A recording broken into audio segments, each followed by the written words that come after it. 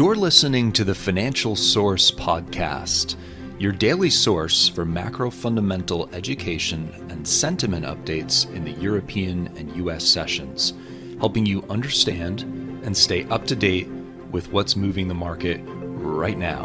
Here's your hosts, Rachel and Michael, with this episode.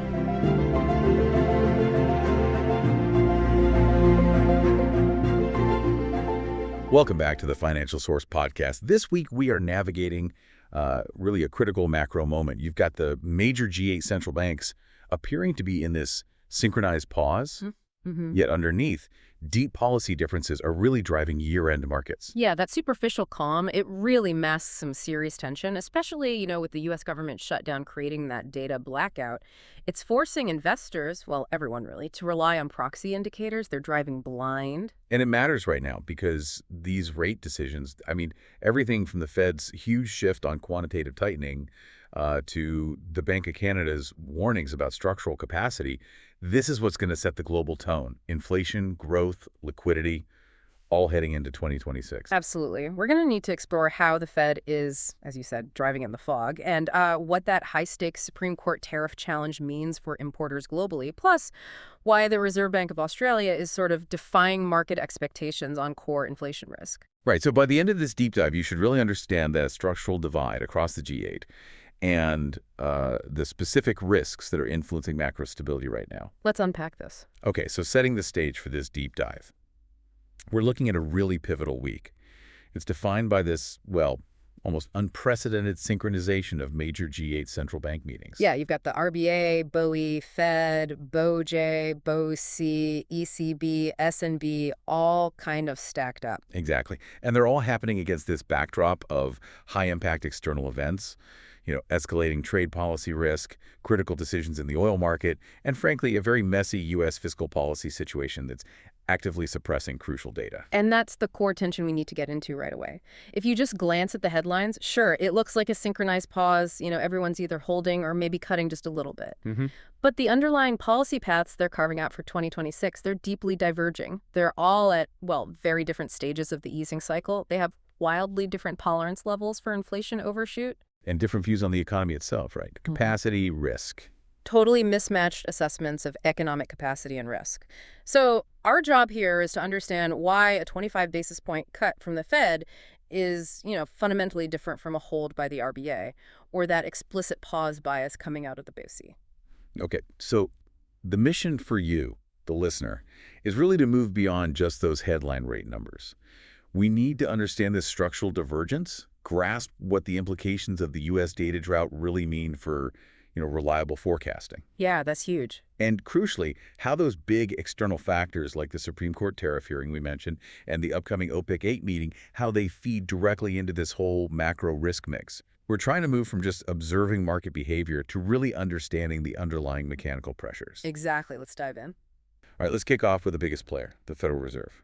They delivered a decision that seemed expected on the surface, but wow, the details contain some enormous long-term structural shifts. It really did. Yeah.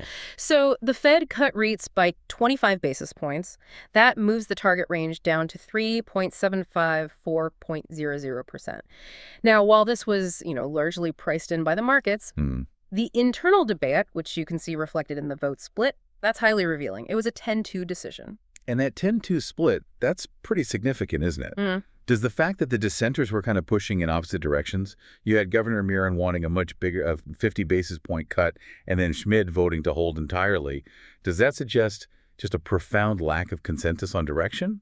Or is it more just a function of this extreme data uncertainty we're seeing? I think it's both, but maybe weighted more heavily toward the uncertainty right now. Miron pushing for 50 basis points, that suggests she fears the lag effects of all the prior tightening, combined with this data blackout, could mean they're already falling behind, maybe heading towards an impending recessionary cliff. Schmid, on the other hand, he's likely looking at those private inflation indicators, which are still quite sticky, and probably believes that the structural component, especially in services inflation, hasn't really been broken yet.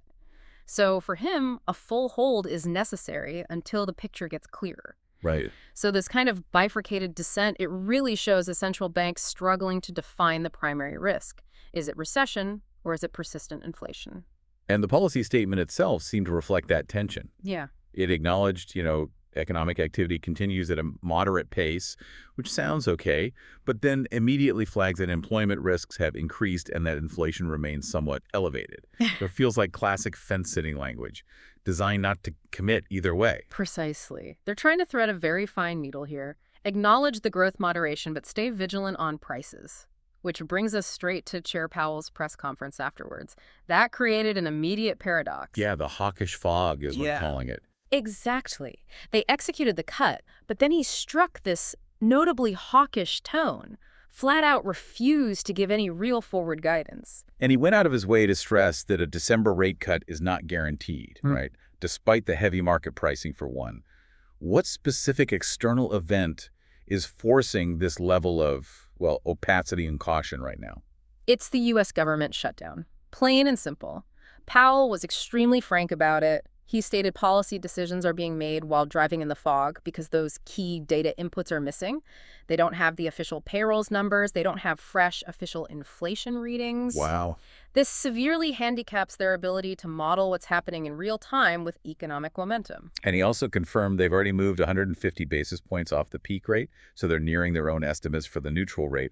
They feel like they're close to equilibrium, but this lack of official data just makes them extremely hesitant to guarantee that next easing step. Exactly right. His own estimate for September PCE inflation was 2.8%. Now, that's only slightly above their target, suggesting they believe they are close. But without the official granular data, they just can't verify if that inflation is truly transitory, fading away, or if it's becoming embedded maybe through wage price spirals. It's run on assumptions. Calculated assumptions and, frankly, probably some instinct right now, which is a highly vulnerable position for an institution like the Fed. Okay, let's pivot now to what might be the most significant structural policy shift of the week. The announcement about quantitative tightening, or QT. Effective December 1st, the Fed announced the end of QT. That signals a massive change in how they're managing liquidity. This is truly monumental, and it goes way beyond the rate decision itself. They're going to begin reinvesting all maturing treasuries immediately. But the key mechanism, the one that's going to structurally alter the plumbing of the financial system, is the redirection. All the proceeds from maturing mortgage-backed securities, MBS runoff, that money will only be directed into Treasury bills.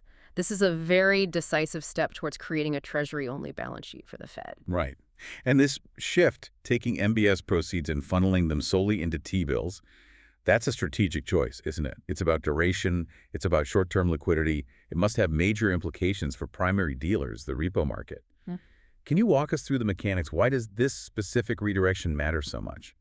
It's absolutely a deliberate effort. They want to shorten the duration of the Fed's overall balance sheet, moving away from those long-term, often less liquid assets like MBS and back towards easily disposable short-term assets like T-bills. Okay. The underlying systemic implication here is actually a form of liquidity easing. Think about it. When MBS mature, the money flows back to the Fed. By forcing those funds specifically into T-bills, which are very short-duration instruments, under 1 year, the Fed is essentially injecting capital precisely at the short end of the yield curve. And what does injecting demand at that short end actually do for the market? Well, it acts as a subtle, kind of technical form of accommodation. It increases demand for Treasury bills, which tends to compress the yields on those instruments. That potentially eases short-term funding pressures for the dealers who rely heavily on the repo market for funding. Furthermore, having a Treasury-only balance sheet, it just simplifies the Fed's operational control significantly. They're looking to maximize their flexibility for whatever future monetary operations they might need to conduct. Holding only treasuries is really the cleanest, most efficient way to manage that huge portfolio. And presumably it makes it easier if they need to expand the balance sheet again down the road. Exactly.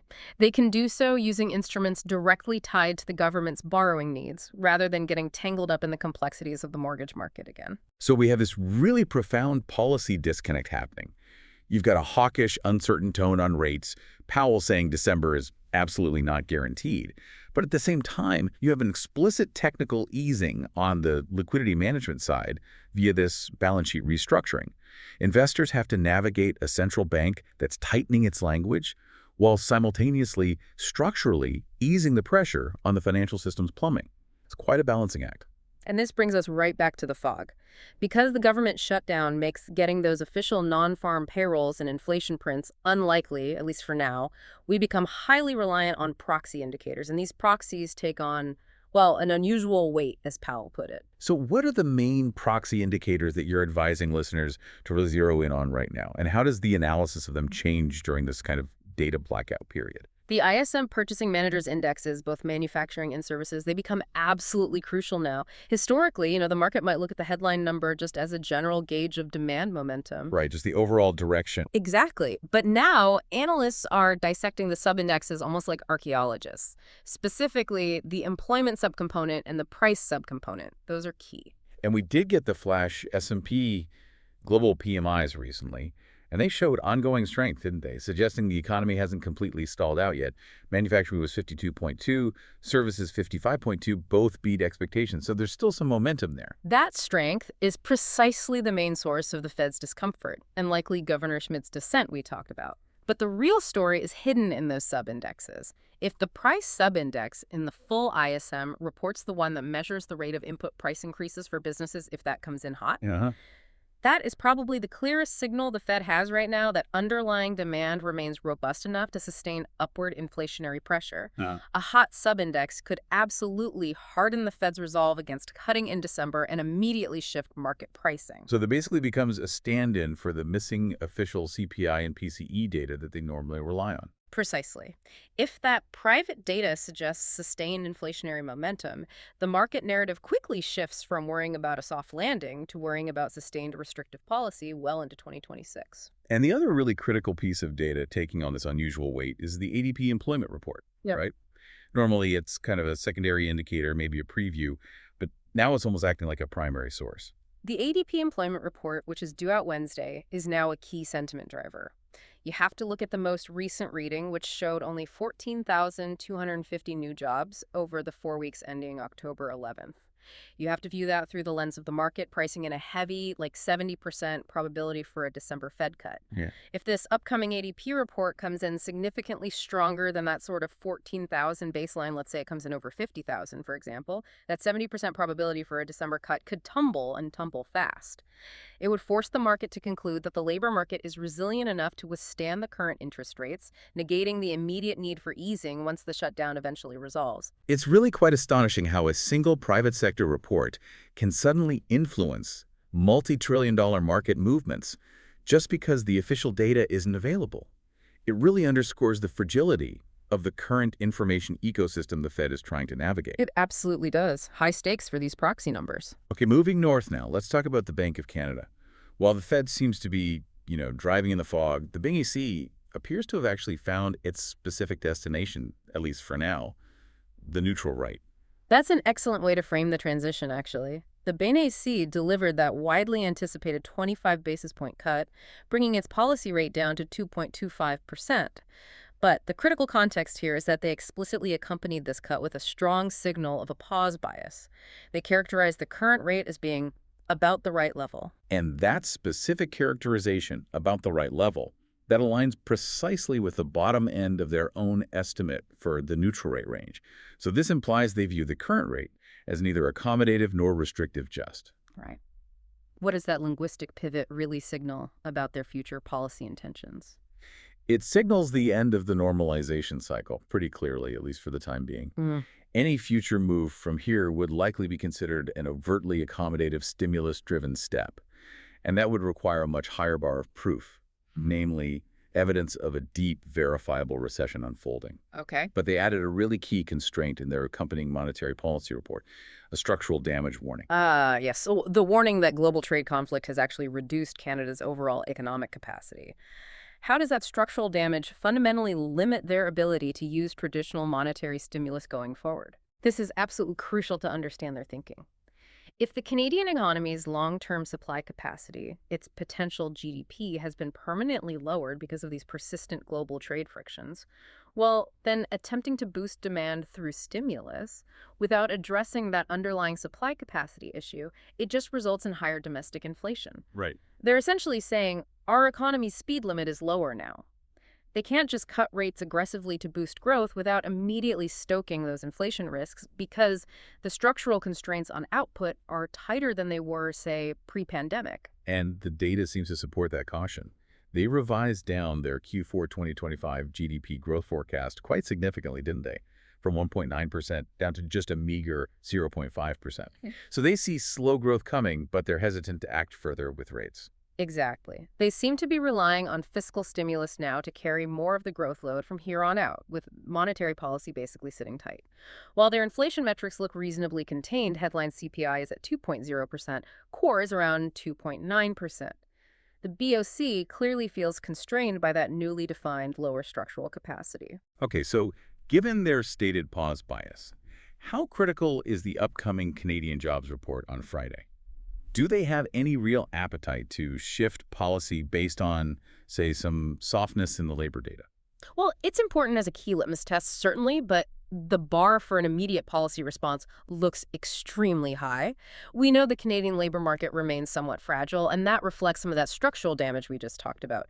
Trade-exposed industries have been shedding positions, wage growth has been decelerating, unemployment is holding around 7.1%. And the BSE has explicitly acknowledged weak hiring across several sectors. Yes, they have. So for this Friday's report to actually shift their policy stance away from about the right level towards, oh, we need to cut immediately, we would probably need to see that labor deterioration accelerate meaningfully.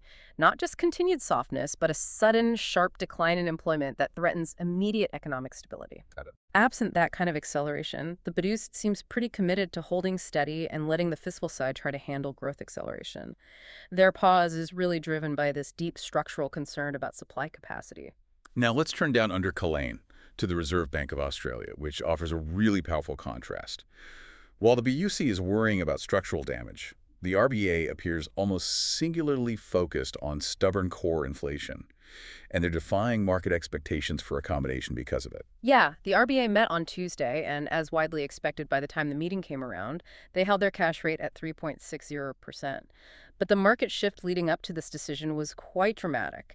There was this swift recalibration from pricing about a 40% chance of a cut to suddenly pricing a massive 92% probability of a hold. And that shift was driven almost entirely by recent domestic data releases. Why are we seeing such a violent recalibration in market pricing, especially given that their labor market is showing some clear signs of softness? Unemployment rose to 4.5%, right? That's right. But the RBA maintained its intense focus on trimmed mean inflation.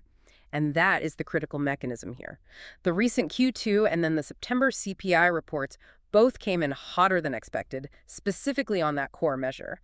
And this forced major analysts like CBA and Goldman Sachs to publicly drop their calls for an RBA rate cut.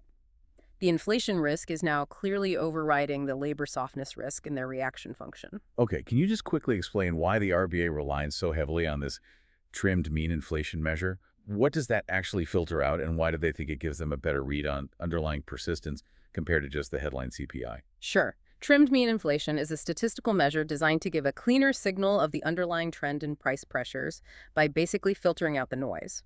It works by excluding a certain percentage of the items with the largest price increases and the largest price decreases in the consumer basket each period. So it throws out the outliers. Exactly. Think of it as throwing away the temporary outliers, like, a sudden spike in banana prices because of a cyclone, or maybe a temporary sharp drop in fuel costs. By focusing on the trimmed mean, the RBA tries to understand if inflation has become really broad-based and persistent across the economy. Makes sense.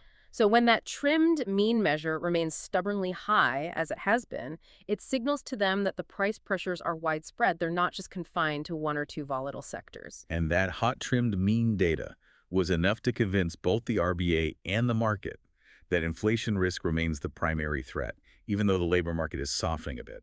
Precisely. And Governor Bullock's post-meeting comments reflected this data conflict. She stated policy options remain open, suggesting something like a couple more cuts or none.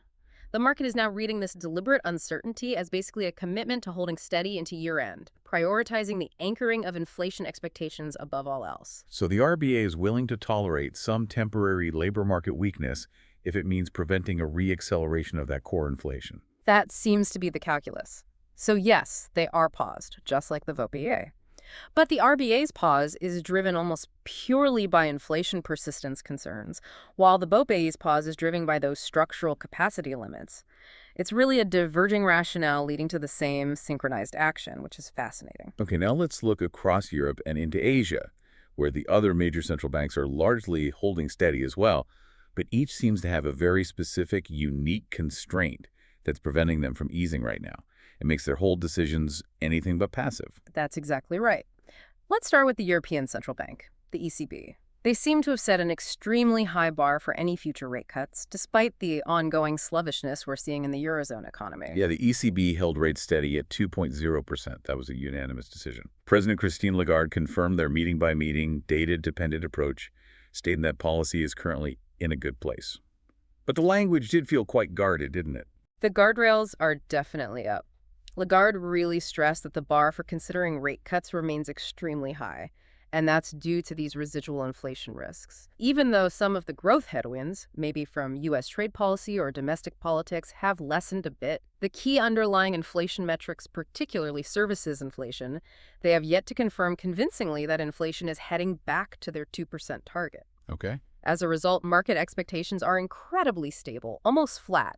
There is only a minimal 1 basis point of easing priced in for the December meeting.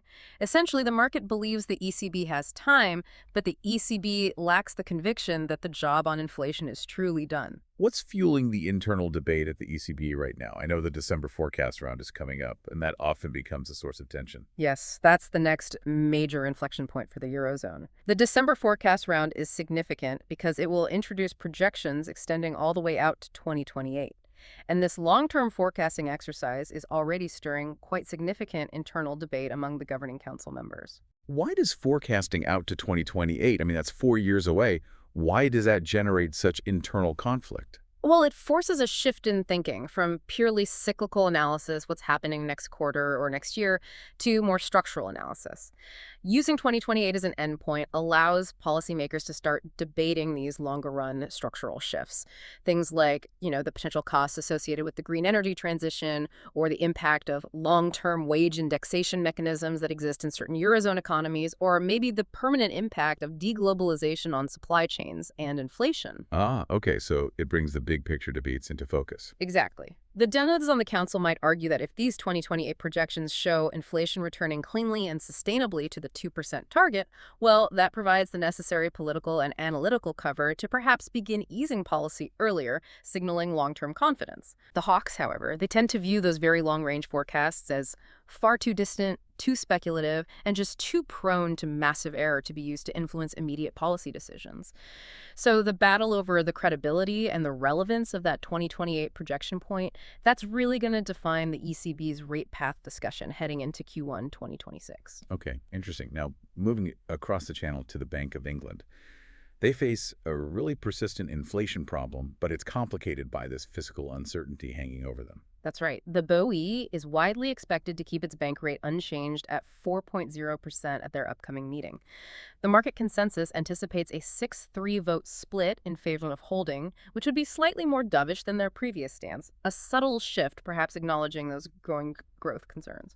But inflation in the UK is still running at nearly double their target. It's complicated by persistent wage growth, even though the September CPI data did show some softening.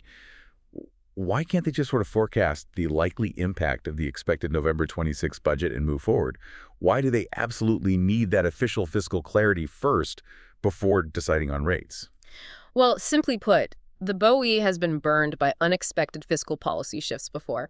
They feel they cannot credibly adjust their own monetary policy path without knowing the exact parameters of the Treasury's November 26th budget statement. That budget is widely expected to deliver some significant tax hikes and maybe some spending cuts, essentially, a fiscal drag on the economy.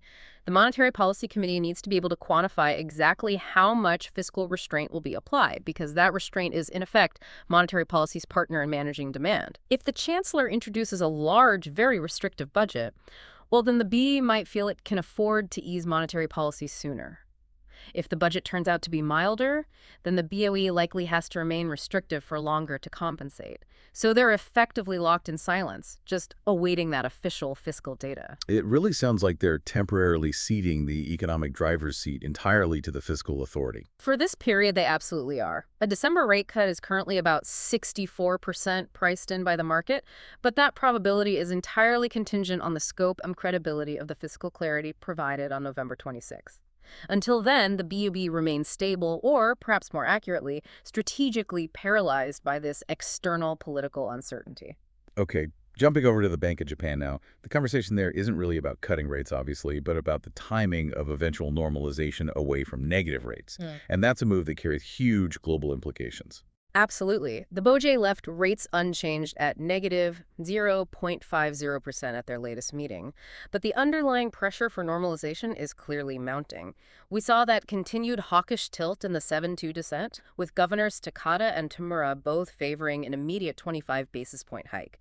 This suggests that even within the BoJ's board, confidence that they can achieve their 2% inflation target sustainably is definitely growing.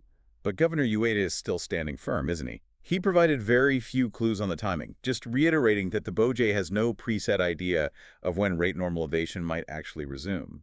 Why this continued hesitation when that internal pressure for a hike seems to be increasing? Ueda consistently points his finger at high global uncertainty, and he specifically emphasizes global trade policy risks as a key factor.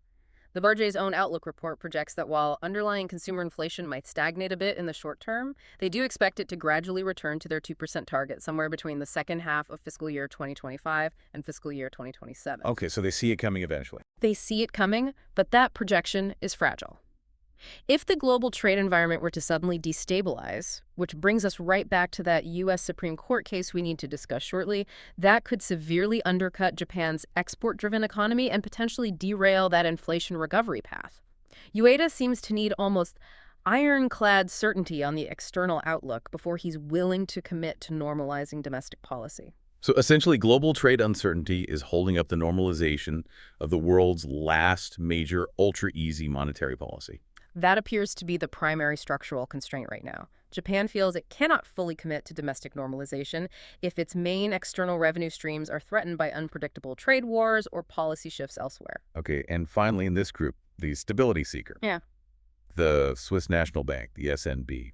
They seem to be in a rather enviable position of having actually achieved their mission, at least for now. The S&B really is the benchmark for success in this whole G8 deep dive, isn't it? Switzerland's September CPI printed at just 0.2% year over year.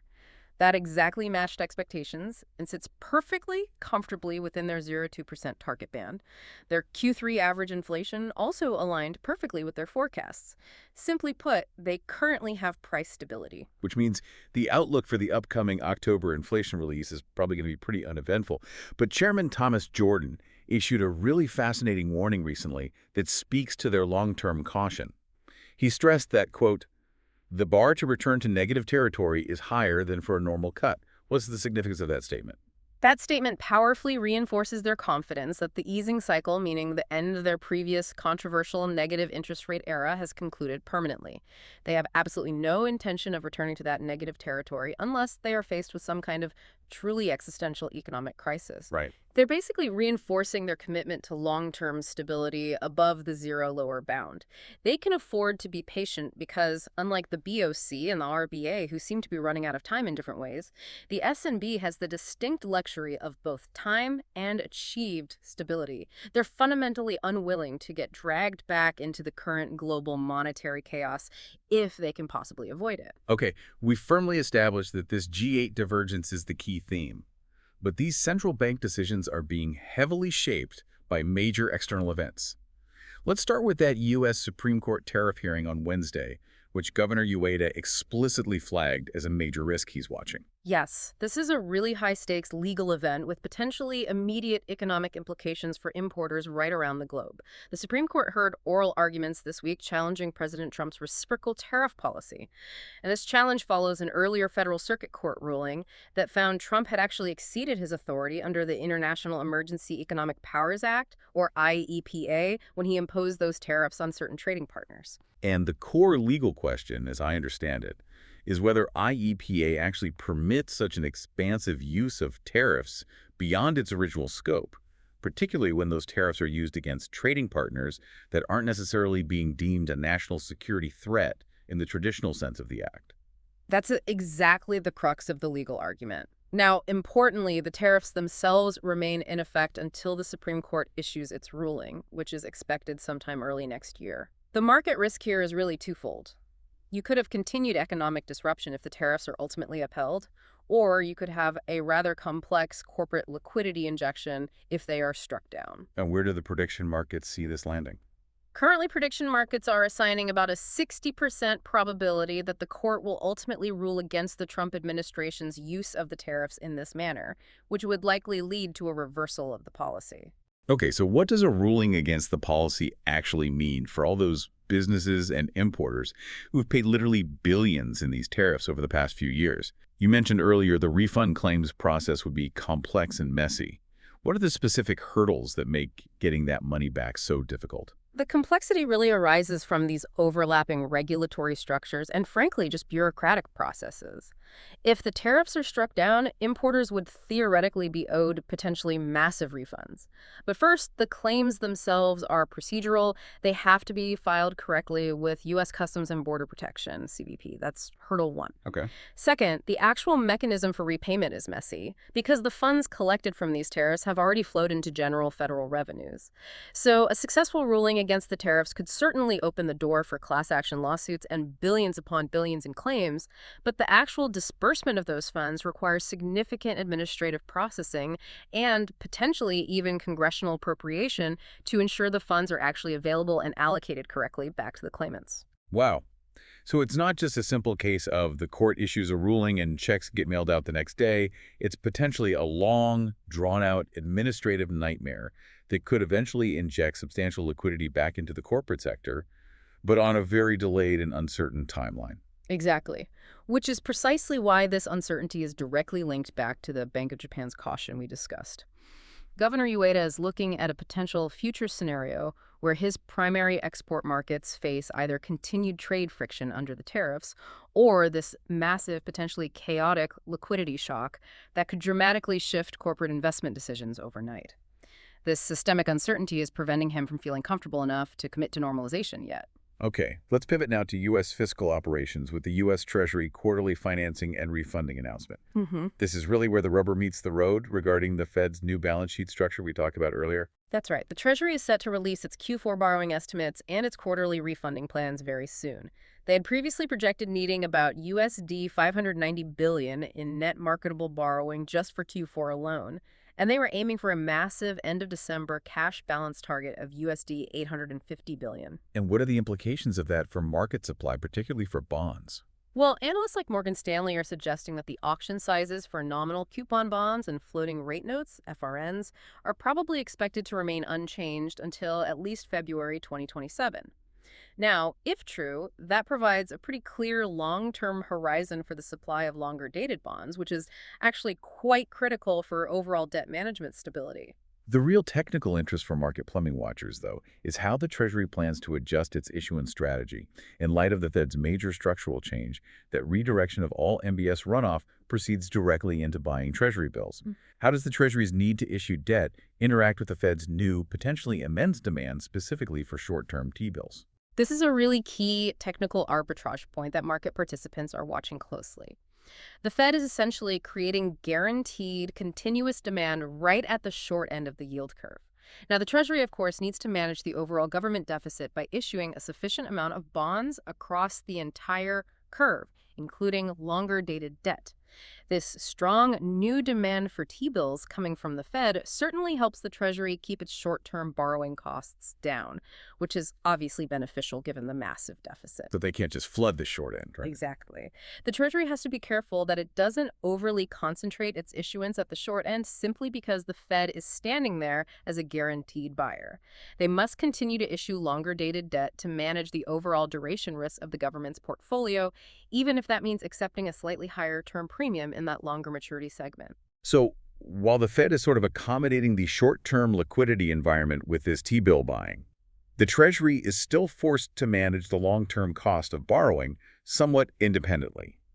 Are we also watching for any changes related to Treasury buyback operations in this announcement? Absolutely. The market is definitely looking for further details on potential expansions of Treasury buyback eligibility, particularly following some earlier hints that eligibility might expand to include, say, top auction participants based on the amount of risk they take down in auctions.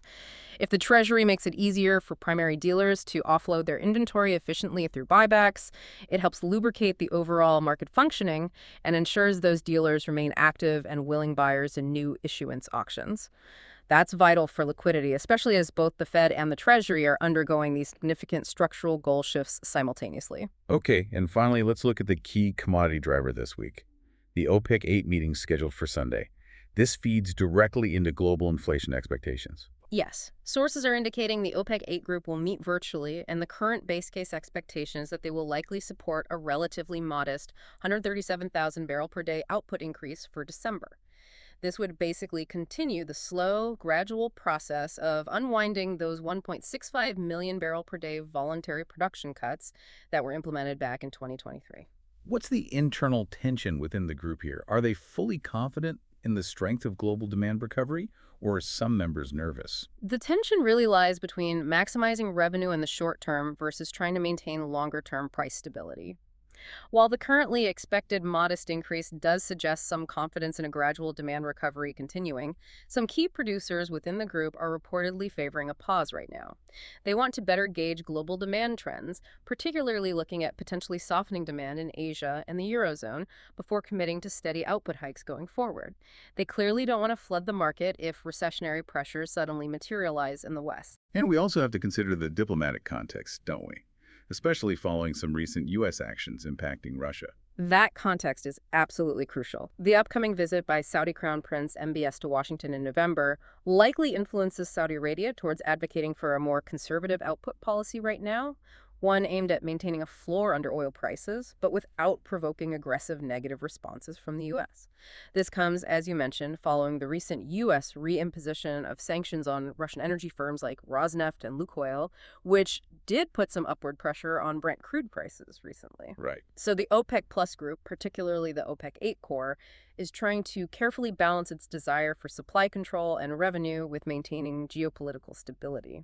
They need to ensure oil prices don't rise so high, so fast, that they trigger destabilizing inflation across the G8 economies, which would in turn force those central banks we've been discussing to become even more restrictive than they already are. It's a delicate balancing act. Wow, okay.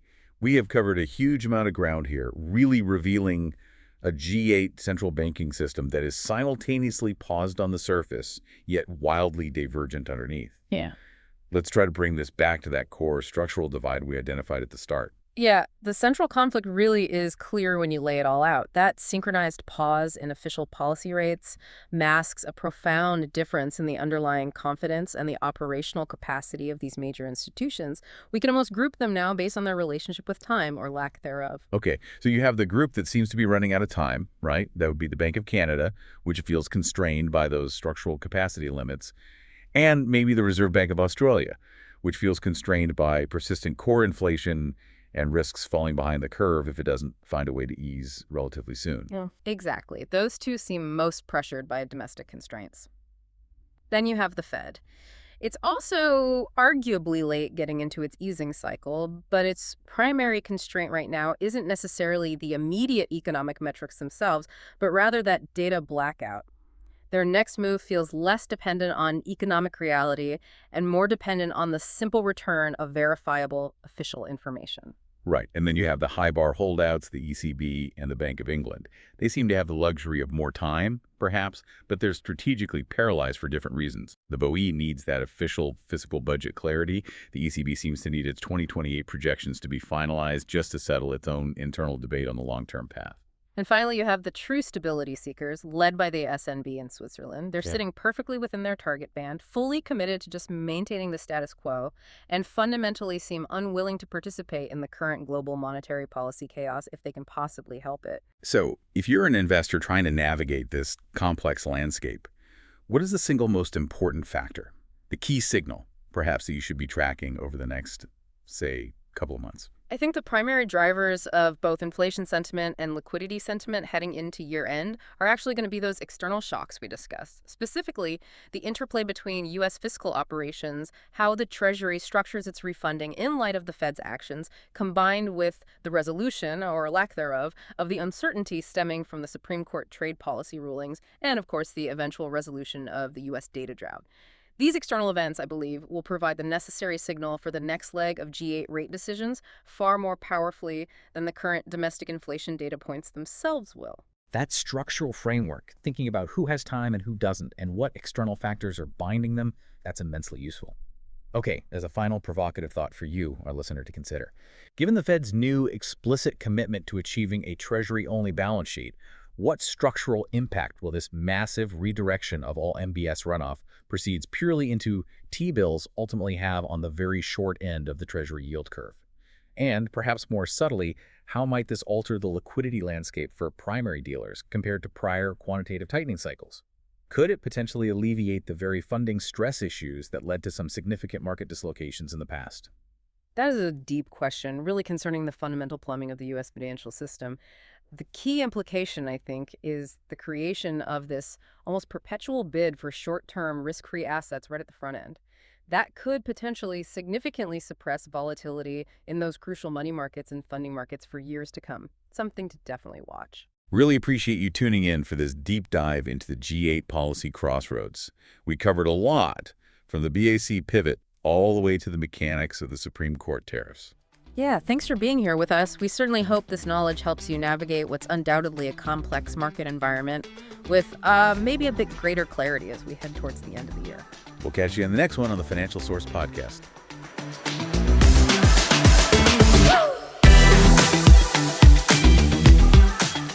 Thanks for listening to the Financial Source Podcast. If this podcast helped you at all today, would you consider leaving us a review to help spread the word? Each month, we also give away different resources and indicators just to podcast listeners. So write into Financial Source at support@financialsource.co to claim your free gift today. Talk to you all in the next episode.